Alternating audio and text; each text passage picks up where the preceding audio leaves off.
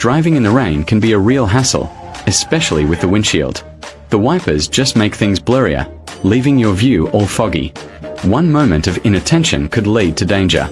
Actually, it's not the wiper's fault. It's mostly because there's a layer of grease on the glass that hasn't been cleaned off. Try this car glass polish.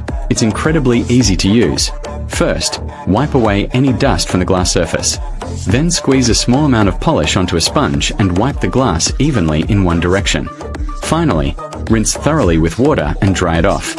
Whether it's your car's windshield, side windows, rearview mirrors, bathroom mirrors, motorcycle helmet visors, or even your everyday eyeglass lenses, any glass surface benefits from it. It uses gentle mineral abrasives, so you don't have to worry about scratching the glass while cleaning. After use, it forms a water-repellent coating on the surface. When it rains, water will simply run off the glass, keeping your view clear at all times. The process is simple and can be done at home in just a few minutes.